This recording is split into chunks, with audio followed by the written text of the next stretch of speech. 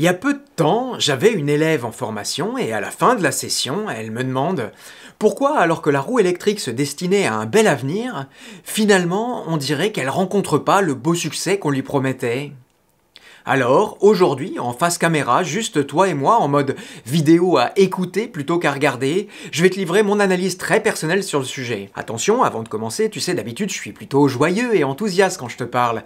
Ici, j'ai des points à mettre sur pas mal de i, je dirais. Tout va pas être très positif, je dois bien l'avouer. Mais malgré ça, si t'es intéressé, reste avec moi et c'est parti!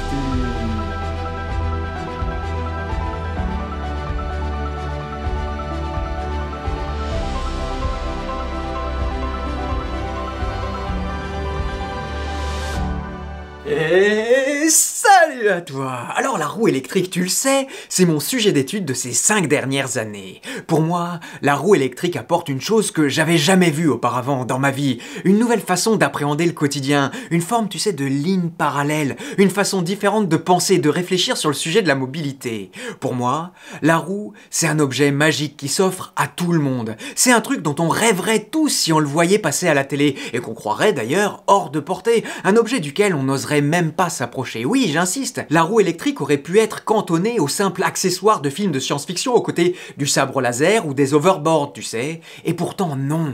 Aujourd'hui, le rêve, c'est une réalité. La roue électrique, c'est comme l'intelligence artificielle ou la réalité virtuelle. C'était si loin et c'est devenu tout proche, sans qu'on sache comment c'est arrivé. Et tout ça, ce développement, on l'a vécu en direct, sous nos yeux pour pas dire, sous nos pieds. Sauf que malheureusement en 5 ans, force est de constater que j'ai assisté à un appauvrissement cruel de notre activité. Et moi, qui étais si fier de pouvoir dire que la roue était différente des autres objets de mobilité, parce que justement elle avait eu la capacité de dépasser le stade du jouet, aujourd'hui je dirais qu'on avait dépassé le stade du jouet, mais qu'on y est retourné.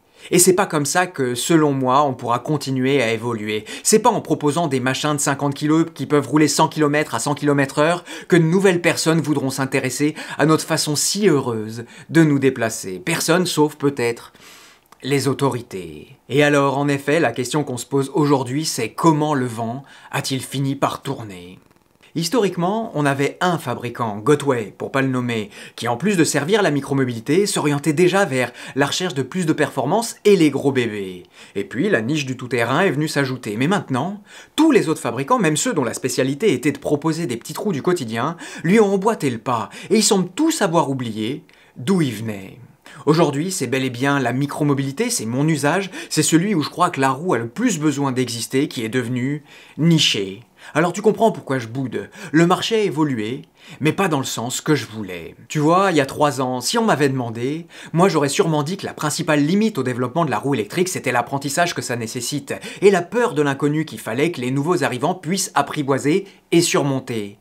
Sauf que maintenant, je donne des cours, tu vois, et je vois bien tous ces gens qui arrivent bourrés d'appréhension et qui très vite sont rassurés, et qui très vite arrivent à maîtriser l'objet. Alors je constate que la roue électrique à apprendre, c'est pas si compliqué, et finalement peu sont ceux qui se cassent le nez. Façon de parler. Donc pour moi, c'est pas de ce côté qu'il faut chercher une explication au marasme de notre marché. Alors, il y a 5 ans, on aurait pu aussi être effrayé par le cadre légal qui est arrivé et qui allait nous limiter dans notre liberté. Mais non, même pas. Le cadre légal a plutôt été bénéfique pour nous et c'était une belle opportunité de continuer, au contraire, à exister. Alors j'ai plutôt envie de regarder de l'autre côté, du côté des fabricants qui font des choix qu'on peut tout à fait expliquer, mais que moi, quand même, j'ai du mal à accepter. Du mal à accepter, au point parfois même que j'ai quand même du mal à l'expliquer. Un jour, j'ai entendu un célèbre youtubeur américain dire un truc du genre « Mes vidéos seront intéressantes tant que mes sujets le seront. » Oui, alors, c'est pas à moi de travailler, le travail, c'est les fabricants qui le font, en amont. Et clairement, dans la roue, moi je suis saoulé, et je trouve plus trop d'intérêt de parler d'objets qui continuent d'arriver sans jamais vraiment proposer de nouveautés. Dans la catégorie des choses que moi j'arrive à comprendre, c'est que le marché a dérapé. Oui, que c'est beaucoup plus sexy et vendeur de proposer des roues qui roulent vite et sautent haut que des roues pour aller faire son marché et s'arrêter au feu rouge pour patienter. Alors ok, on vit une époque où l'image est reine, et forcément l'image d'un wheeler qui saute au-dessus d'un bus ou d'un canyon, ça fait bien voyager. Mais ça met le commun des mortels à distance aussi. Ça montre un usage très éloigné de ce que tout le monde aurait. Et comme je te disais en introduction, ça met de la distance, ça met une forme de curiosité, certes, mais aussi d'inaccessibilité à la pratique de la roue électrique. Ça fait beau de loin, mais ça donne pas franchement envie de s'approcher. Permets-moi une toute petite question. Si tu t'es mis à la roue, toi, là, derrière l'écran, est-ce que c'est parce que t'as vu une star de la discipline faire un truc complètement fou ? Ou alors c'est parce que, au contraire, t'as vu un mec normal dans la rue comme toi et moi, et waouh, tu t'es dit que toi aussi, c'est ce que tu voulais. Et du coup, j'ai une autre explication à la dérive du marché et l'absence de travail des fabricants sur les petites et moyennes roues. Tiens d'ailleurs, avant de continuer, c'est quoi une petite et une moyenne roue? En une phrase, moi, ce dont je parle, c'est des roues à usage citadin, avec une grande praticité, suffisamment de sécurité et un poids modéré. Une roue qui pourra convenir à une très large majorité des wheelers entrants et des wheelers confirmés. Une roue accueillante qui permettrait sa démocratisation en amenant encore plus de personnes à apprendre et à choisir la roue pour leur déplacement. Voilà ce qui me plairait et qui remettrait sa couronne sur la tête de la reine de la micromobilité. Tu sais, moi, quand je vois l'annonce d'une nouvelle roue, je suis toujours super excité. La première chose que je regarde, c'est le poids qu'elle fait. Sauf que depuis 3 ans, je peux pas être satisfait. Alors, pourquoi ? C'est que les petites roues en place sont déjà très bien, et que les fabricants ont considéré qu'ils n'avaient pas vraiment besoin de les renouveler. Alors que se pencher sur la performance, ça oui, ça va permettre d'innover et de tirer le marché vers le haut. Oui, sauf que finalement, personne ne peut vraiment en profiter. Combien de wheelers profitent réellement d'une suspension avec un débattement de 13 cm? Combien de wheelers profitent vraiment d'un moteur de 4500 watts qui peut rouler à 100 km/h? Combien de wheelers peuvent se targuer de faire plus de 100 km sans recharger? Il y en a, oui. Il y en a des gens comme ça, j'en connais, et j'aurais presque envie de te dire, moi le premier. Mais est-ce que ça valait le coup de généraliser? Et même si la puissance est en effet un gage majeur de sécurité sur un objet avec une seule roue, et donc pas de plan B, est-ce qu'il faut vraiment des roues si grosses pour rouler en sécurité? Moi, je pense que non. La puissance qu'on a atteint repousse des limites que peu de gens atteignent déjà, en vérité. Et si tu connais Adam de la chaîne Longway, c'est un bon ami et on n'est pas toujours d'accord. Mais il a dit un jour, et je peux que y adhérer, qu'une roue devrait jamais faire plus de la moitié du poids du wheeler qui va la manipuler. Ouais, sauf qu'avec des roues qui font rarement moins de 40 kg maintenant, au revoir tous ceux qui en font pas 80. Et c'est donc aussi peut-être pour ça que je me sens de moins en moins concerné avec mes 65 kilos tout mouillés. Bref, sans transition, j'ai un autre argument encore. On pourrait croire que travailler et sortir des roues plus chères est un bon calcul pour augmenter les marges et s'en mettre plein les poches. Mais cet argument-là est pour moi un argument et une réflexion à très court terme. En faisant ça, oui, on perfectionne un peu la mécanique. Mais on fait un marché consanguin, avec des nouvelles roues qui parlent uniquement aux anciens. Et pour ce qui est des nouveaux, parce qu'il y en a quand même, on les force à débuter sur des machines absolument disproportionnées. Et au lieu d'avoir une bonne courbe de progression, ils commencent déjà là où d'autres ont terminé. Ça donne des situations cocasses, des accidents et des choses qu'on voudrait pas voir en vérité. Enfin tout ça c'est que mon avis, et t'es comme d'habitude largement invité à partager le tien en commentaire de cette vidéo. Ensuite, je peux encore expliquer un peu la dérive du marché par l'apparition des roues cross de 16 par 3, tu sais, les roues de 16 pouces par 3 de large. Alors, là-dessus, j'ai l'impression que oui, il y a 4 ans, tout le monde attendait une petite roue légère suspendue de 16 pouces, une sorte de petite sœur à la S18, et qui aurait répondu, celle-là, à ma demande, à mon usage de micromobilité. Et je me demande si tout bêtement, cette demande n'a pas été mal interprétée par les fabricants qui ont sorti des roues de 16 pouces suspendues, certes, mais de 40 kilos.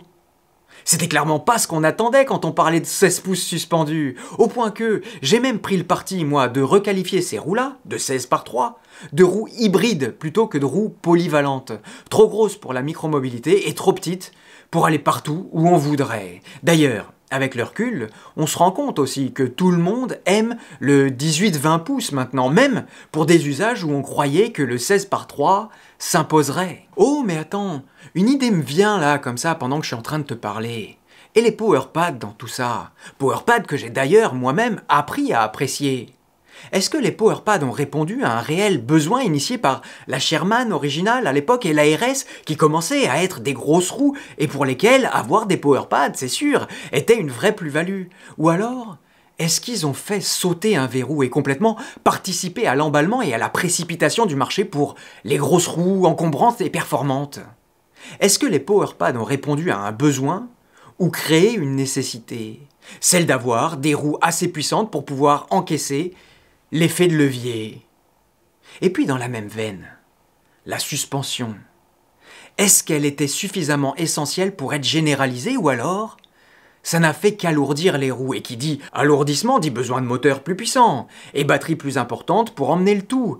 Et puis, comme on allait plus vite, il fallait plus de stabilité. Et voilà, c'est comme ça qu'on a assisté à un emballement, à une fuite en avant, et qu'aujourd'hui, on a des roues plus lourdes, moins pratiques, et qui vont pas forcément plus loin que celles d'avant. Elles y vont juste plus rapidement. Enfin, dans ce nouveau monde de la roue performante, un marché a pris le dessus, incontestablement. Le marché américain. Très visible et en effet tout à fait adapté, avec des grandes avenues où la voiture est reine, avec eux-mêmes des grosses voitures qui permettent de déplacer leurs roues dans le coffre pour se rendre au départ des grosses randonnées. Voilà l'endroit que les fabricants ont choisi de séduire par leurs nouveaux objets. Et en France, ces grosses roues font le bonheur de ceux qui veulent faire des grosses randonnées, oui, ou qui ont de très longues pistes cyclables bien dégagées pour faire de l'intercité. Et du coup, de nouvelles niches se sont créées. Génial! On voit maintenant nos roues sur des pistes de course. Youpi! On utilise nos roues sur des pistes de VTT. Bon, ok. Et encore une fois, on est dans la partie où j'arrive à comprendre. Alors oui, rouler vite, c'est mieux pour certains usages que prendre le temps de regarder, de flâner, de lever le nez. Ok. Attention, hein, comprends bien encore une fois ce que je dis. Je stigmatise pas ni les usages ni les usagers des grosses roues. Je regrette, ni ne juge d'ailleurs l'existence de ces roues-là. Et je trouve magique que notre marché puisse avoir tant de facettes, tant d'usages et tant d'utilisateurs différents. Ce que je pointe, c'est le quasi-monopole des sorties des grosses roues depuis quelques années. Bref, on a essayé de comprendre, et on a trouvé plein d'explications qui se tiennent en soi. On en arrive donc aux raisons que je comprends pas des fabricants de faire absolument n'importe quoi. D'abord, il y a Bigod, le fameux fabricant qui était avant Gotway dont je te parlais, et qui était seul sur les marchés nichés, qui propose de bons produits et qui d'ailleurs, vu son modèle économique, est un des seuls ces dernières années à proposer des roues de grands mais aussi de petits gabarits. Oui, mais n'ayons pas peur des mots. Ils font tout ça absolument n'importe comment. Leur communication est illisible, leur distribution incompréhensible, au point que plus aucun magasin ne veut prendre le risque de commercialiser leurs roues. J'ai l'habitude de dire que Bigod sort des roues à chaque fois qu'un de leurs ingénieurs éternue. Et c'est vrai. Ils ont une gamme très étendue, c'est très bien. Mais c'est illisible, avec des modèles renouvelés et remplacés sans arrêt, des roues qui se chevauchent, des doublons, des dizaines de différentes versions, des roues obsolètes alors qu'elles viennent d'être annoncées. Quand on achète une roue Bigod, on sait jamais sur quoi on va tomber. Et puisque tu me le demandes, je vais te donner des exemples. Le premier qui me vient en tête, même si c'est sûrement pas le premier dans l'histoire de la marque, c'est la RS qui est venue remplacer la MSP, alors que la MSP était pas encore arrivée sur le territoire français. Ensuite, il y a eu le X20S qui a tenu 1 mois. Avant d'être remplacée. La Hero, qui pourtant est une super roue, elle a tenu 2 mois, et puis elle a été remplacée par la Master, et puis encore plus récemment, la Blitz, là, que je viens de te présenter, elle est déjà remplacée par la X-Way. Bon. Comment un commerçant peut avoir envie d'investir dans des produits en sachant qu'ils auront une durée de vie si limitée? Ça les oblige à très régulièrement faire des grosses promotions pour déstocker ou alors à commander des très petites quantités, mais alors quid du SAV et des pièces détachées? On pourrait d'ailleurs parler aussi de la piètre qualité de leur finition à Bigodet. On croit toujours que ça va être mieux, mais je suis quand même souvent déçu à l'arrivée parce que ils sont loin d'être au niveau de ce à quoi devrait ressembler un vrai marché. Franchement, j'ai toujours aimé Bigod, et aujourd'hui je suis bien obligé de me rendre à l'évidence et de ne les prendre que pour ce qu'ils sont. Des artisans de la roue. C'est déjà très bien. Des chercheurs qui commercialisent leurs essais. C'est super. Pour la nouveauté, oui. Mais bien loin d'un modèle dont on rêverait pour développer un vrai marché. Ensuite, il y a Kingsong, dont les meilleurs produits ont déjà bien plus de 3 ans. Alors eux, ils sont gentiment installés dans leur fauteuil avec des roues qui continuent de se vendre très bien par absence évidente de concurrence, et alors en effet, ils n'ont pas vraiment de raison de faire des efforts pour se renouveler. Cela dit quand même, cette année, ils nous ont gratifié de 2 modèles plutôt qu'un, et la S16 était franchement plutôt bien, même si dans la case des 16 par 3 dont on a parlé. Mais à chaque fois, j'ai le même problème avec leurs roues. J'arrive jamais à comprendre à quel usage elles sont destinées. En l'occurrence, Kingsong a voulu sortir de sa zone de confort il y a bien longtemps. C'est bien, mais pour moi, il y a toujours un petit goût d'inachevé. Pour InMotion maintenant, c'est un peu différent, quoique ils se reposent aussi très largement sur leur laurier en termes de petits trous. Et eux aussi, ils arrivent plus trop à nous surprendre. Depuis la V12, on sait plus trop dans quel monde ils se sont perdus, mais entre une V13 de plus de 50 kg, une E20 qui s'adresse aux enfants de moins de 8 ans uniquement, et une V14, certes très belle mais qui s'adresse aux initiés, à part l'architecture Raptor, c'est vrai, qui a pas mal innové et qui est censée apporter un gage de sécurité, et aussi la norme IP dont ils étaient précurseurs et qu'ils ont jamais lâché, bah je sais plus quoi en penser. Alors on attend, et on espère, et on attend encore, et en 2025 on finira peut-être par être exaucé, et on verra peut-être enfin une roue moyenne qui s'adresse au cœur du marché. Waouh, quand même, quand on voit le trajet fait par ces trois-là, on se dit, on critique beaucoup, oui. Mais c'est joli ce qu'ils ont fait. Leur concurrence avait du bon, leur philosophie, chacun. C'était beau, oui. C'est beau ce qu'ils ont sorti, et jusqu'où ils nous ont emmenés. Jusqu'à ce qu'ils perdent leur inspiration, qu'ils finissent par ne sortir plus que les mêmes modèles, avec en point d'acmé évidemment la couleur orange, tu te souviens, l'an dernier ? Franchement, à la fin, tous ces produits, t'as même plus envie de les tester, c'est du copier-coller. Et donc ensuite, après les fabricants de roues historiques, il y a les nouveaux. À commencer par Vétéran, qui, il faut bien le dire, il y a 4 ans, nous avait apporté un bon vent de fraîcheur sur le marché. Alors que c'est une marque qui était arrivée en cours de route, ils nous ont gratifié d'une philosophie nouvelle avec des jolis best-sellers à la clé. Cette année, ils nous ont même pondu la roue de l'année à en pas douter. Sauf que chez Vétéran, en dessous de 35 kg, ils sont pas intéressés. Donc pour la micromobilité, faudra repasser. Quant à Extreme Bull, oui, je te fais la liste exhaustive des fabricants qui sont toujours en activité dans le monde de la roue électrique. Eh ben, Extreme Bull, ils sont encore plus confidentiels et apportent vraiment pas du tout d'originalité au marché. Ce qui donne à personne l'envie de s'y intéresser. Et puis maintenant, il y a Nosfet, le petit dernier là, qui arrive tout juste sur le marché du tout-terrain, comme si personne ne s'était jamais intéressé avant eux. Bon, alors on verra. Pour le moment, je juge pas, mais clairement, pour le moment, ils ont rien monté de révolutionnaire pour le marché, oui, et clairement, ils nous ont pas montré qu'ils s'intéressaient à la micro-mobilité. Et maintenant que la liste des fabricants est terminée, il y a une question que je suis en train de me poser avec le recul en plus de ces dernières années, c'est: est-ce qu'il y a vraiment la place pour avoir 6 fabricants sur un si petit marché ? Enfin voilà pour les fabricants, et tu vois, si je devais chercher un tournant dans notre activité, le moment où les fabricants ont tout fait déraper, je prendrais, et désolé pour les propriétaires de la roue dont je vais parler, qui est très bien par ailleurs, tiens d'ailleurs, faisons un petit jeu. Mets la vidéo sur pause, et dis-moi en commentaire quelle est la roue, à ton avis, qui a mis le feu aux poudres, la roue qui selon toi a tout fait basculer. Je suis intéressé.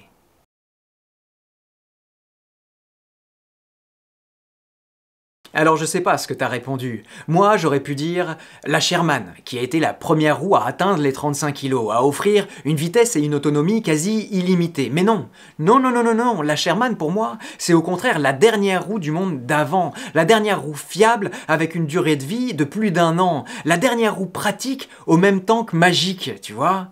Alors la roue qui illustre à elle seule le moment où le marché a dérapé, et tout ce que je viens de te raconter, c'est l'annonce de la S20 de Kingsong.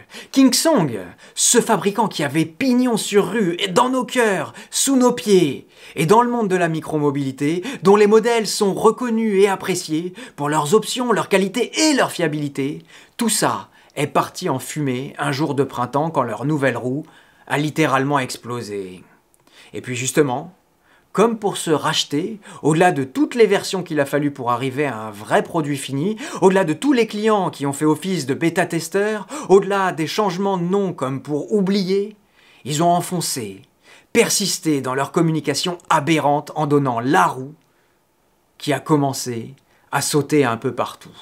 Comme si c'était uniquement pour ça que la roue avait jamais existé. Et pour te dire la vérité, j'aurais même du mal à m'expliquer comment la S22 est devenue l'espèce de fer de lance des roues tout-terrain. Mais voilà ce que beaucoup de gens ont retenu à cette époque-là. Et voilà la brèche qui était ouverte avec plus de tension, plus de... Et tout le monde s'est engouffré. Attention, les fabricants comme les usagers. Avant, quand une boutique voyait un wheeler partir avec sa nouvelle roue, il savait qu'il avait très peu de chances de revoir ce client insatisfait pour des problèmes de SAV. Et depuis, on a absolument dégringolé de plusieurs étages en termes de fiabilité. Pourquoi ? On a dégringolé en termes de fiabilité parce que justement les fabricants ont commencé à faire croire aux clients qu'ils pouvaient faire absolument n'importe quoi avec leurs roues et que les conséquences seraient très limitées. Et à ce jeu-là, les promesses n'engageaient vraiment que ceux qui les recevaient. Et ce que je comprends pas, c'est que tous ces fabricants qui sont très très proches géographiquement, ils ont passé tout ce temps à se copier les uns les autres, à sortir tout un tas de roues qui répondaient aux mêmes besoins, au même usage, celui du loisir off-road, circuit, saut, road trip ou randonnée, plutôt que du plaisir simple de se déplacer. Et à aucun moment, un de ceux-là ne s'est dit « Eh mais attends, pendant que les autres font n'importe quoi, c'est le moment pour nous emparer du marché de la micromobilité en y apportant les vraies innovations qui ont réellement fait progresser le marché. Il aurait suffi que Bigod arrive à s'organiser ou à Kingsong et InMotion de proposer ces nouveautés sans perdre leur ADN. Et hop, tout ce pan-là du marché leur était destiné. Mais voilà, c'est pas ce qui est arrivé. Et les fabricants, chacun à leur façon, nous ont complètement oubliés, sûrement tirés par le marché américain. En effet, la micromobilité, face aux autres niches du marché, aura pas su suffisamment exister, peser sur le marché et exprimer les besoins qu'elle avait. C'est le jeu, et on peut dire que ces 3 dernières années, à ce jeu-là, on n'a pas gagné. Dans un monde où l'image est reine, les fabricants semblent avoir fait le choix de la visibilité, faire des roues capables du meilleur comme des pires exploits. Oui, peu importe, du moment que ça passe sur les réseaux. Oui, à une époque, on aurait dit peu importe, du moment que ça passe à la télé. Ils sont prêts à faire n'importe quoi, et sans s'en rendre compte, à détruire l'image et le marché du wheeler lambda. Et c'est vrai que c'est beaucoup plus sexy de voir des images d'un mec qui s'envole comme ça à 20 mètres au-dessus du sol en toute liberté, plutôt qu'un pauvre type qui va chercher sa baguette au coin de la rue. Et je pourrais même ajouter que ces nouvelles roues là, et ces nouvelles pratiques nous ont imposé, et c'est pour le mieux, de nous équiper, de nous protéger et de commencer à ressembler à des Robocop totalement déshumanisés, avec des casques intégraux, visières fumier, des protections de motards de partout. Et moi le premier, d'ailleurs, c'est pour ça que tu me vois de moins en moins avec le casque intégral. Et oui, parce que quand je te disais tout à l'heure que je pense que la majorité des wheelers ont été inspirés par des gens normaux pour vouloir se lancer dans cette activité, finalement, l'image que renvoient des wheelers suréquipés, ça remet, oui, encore une fois, une énorme distance entre le béotien et l'initié. Et voilà, une nouvelle épine dans notre pied. Alors oui, du couple, de la puissance, de la suspension, ça on en a vu. À qui aura le plus gros moteur, la plus grosse tension, la plus longue suspension, mais des vrais progrès. Depuis la suspension, en fait, l'arrivée de la suspension d'ailleurs nous a mis, malgré nous, dans un cercle très très vicieux. D'abord, c'est à partir de ce moment-là qu'a commencé le grand n'importe quoi, au moment, tu sais, des descentes d'escalier. Je t'ai parlé de la S22, mais souviens-toi, avant ça, les vidéos de la S18, pas une sans descente d'escalier, comme s'il y avait plus que ça qui comptait, et que ça avait été que pour cet usage que la suspension avait été inventée. Bon sang les escaliers, on est tous tombés dans le panneau. C'est à partir de là, à partir d'un progrès pourtant impossible à contester pour notre confort et notre sécurité, que la roue a quitté le monde où elle était au service de notre mobilité pour devenir un objet de loisir, un objet qui se doit de faire plus que de nous mener d'un point A à un point B en prenant notre pied. Mais qui doit aller toujours plus loin, toujours plus vite. Et depuis 3 ans, rien n'est proposé qui nous a permis de faire plus de choses avec nos roues. C'est toujours la même rengaine, plus de coups, plus de puissance, bla bla bla bla bla. Mais on tourne en rond et ça commence à se voir. Depuis la suspension, on a eu quelques innovations, mais aucun réel progrès. Bon. Alors qu'on râle, d'accord. Qu'on boude, pourquoi pas. Mais en 3 ans, il y a quand même eu des progrès, et ce serait absolument injuste de pas le signaler. D'autant plus que, d'après ce que je vois, le monde de la roue, et malgré sa petite taille, est un de ceux qui justement a le plus progressé en très peu d'années. Alors oui, il y a 4 ans, on a eu la suspension. Pas facile de savoir laquelle choisir, mais on a vu depuis plusieurs solutions défiler. On a aussi vu le holomotor arriver. Fini les axes qui se cassaient et impossible à réparer. Et puis l'écran aussi, très pratique. Et même si j'aurais envie de dire que c'est affolant, qu'on n'en ait toujours pas un qui puisse vraiment faire référence en termes d'information, de fiabilité et de visibilité, ils sont tous là. Et ils ont tous au moins le mérite d'exister. Ce qui par contre, et malgré les efforts, a toujours pas le mérite d'exister, c'est les phares qui sont proposés. Non, ça c'est fou quoi. Après 10 ans d'existence de la roue électrique, pas être foutu, d'ailleurs ça en dit long, sur l'usage auquel ces nouvelles roues sont destinées. Pas de feu arrière, des piètres feux à l'avant, on est tous obligés de faire appel à des accessoiristes séparés. Bon, mais on a dit que maintenant on positivait.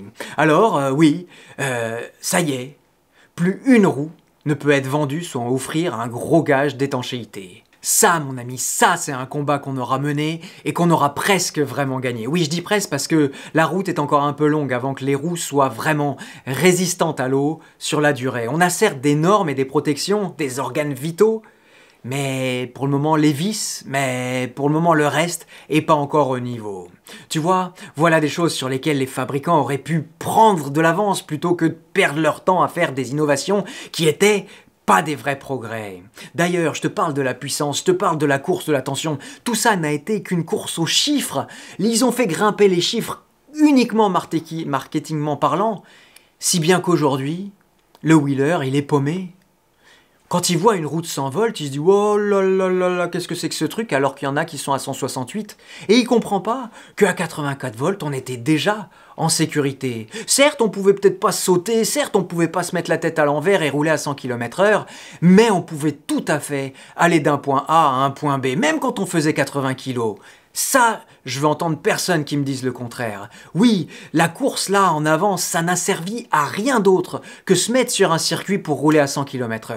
Je vois pas d'autre intérêt. Me dis pas que c'est pour la sécurité, parce que je pense que c'est pas vrai. Souviens-toi de la Z10 à l'époque, qui faisait 58 volts et qui pouvait déjà rouler à 50 km/h en nous offrant de la sécurité. Encore une fois, les fabricants, ils ont fait monter les chiffres un peu n'importe comment. Et aujourd'hui, ils peuvent plus reculer. Et quand ils tentent de reculer, tout le monde est paumé. Pardon, je me suis emballé. Revenons sur les progrès. Souviens-toi de la qualité des matériaux qu'on avait. Tu te souviens de l'époque des vis à bois qui traversaient la coque et qui menaçaient l'intégrité de la carte mère elle-même? Rien que ça. Et puis il y a eu le Smart BMS, on est content qu'il soit arrivé. Et on aurait du mal aujourd'hui à s'en passer. Attention des Smart BMS sur les autres objets de mobilité.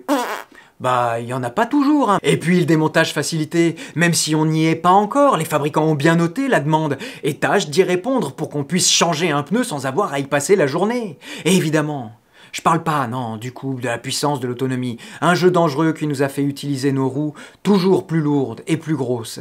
Mais il faut avouer que même à ce niveau-là, des choses ont été faites, et maintenant, on sait que finalement 100 volts et 2800 watts, c'était un bon équilibre à trouver. Alors voilà.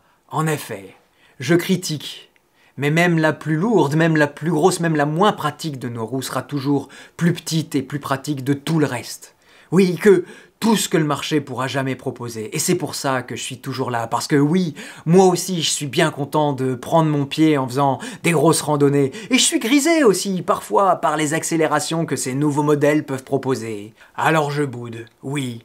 Un peu parce que j'aurais simplement voulu que ces deux propositions puissent coexister. À ma gauche, les loisirs, avec le off-road, les circuits, les sauts, les randonnées, avec un gros travail sur la puissance, la suspension, la personnalisation, la réparabilité. Et à ma droite, la micromobilité du quotidien, avec des vraies recherches en termes de sécurité, de praticité, le poids, le trolley, le confort, la fiabilité, l'entretien simplifié. Mais depuis 3 ans, rien. Ou si peu pour la micromobilité. Alors je continue d'espérer, et je continue d'être déçu, et je continue d'espérer quand même, parce que je sais que tout ça finira par arriver. Enfin une roue pour la ville et l'intermodalité, une roue suspendue qui permettra de rouler en sécurité tous les jours de l'année et qui pourra m'accompagner partout où je vais, que je sois dessus ou que je marche à côté. Alors oui, la roue électrique, j'ai aimé l'adorer. En ce moment, la relation est plus compliquée, mais j'aime la critiquer. Et un jour, tout ça sera oublié. Il faut pas oublier qu'on est un tout petit marché. Que c'est pas simple pour un fabricant de sortir plus d'un modèle par an s'il veut le faire dans des conditions appropriées. J'aurais tellement de choses à dire d'ailleurs que je crois que je vais m'arrêter. Tu sais, comme je te disais, depuis 5 ans, la roue électrique, c'est un sujet autour duquel j'ai pas arrêté de tourner. Ou alors, il serait peut-être temps pour moi, qui sait, de trouver un nouveau poney. Peut-être que je suis un vieux, oui, qui pense que c'était mieux avant et qui n'arrive pas à être satisfait parce que la nouveauté a à lui proposer. Va savoir. En tout cas pour aujourd'hui, je crois que j'ai assez parlé. Alors je te dis à la semaine prochaine pour une nouvelle vidéo et, qui sait, un nouveau sujet.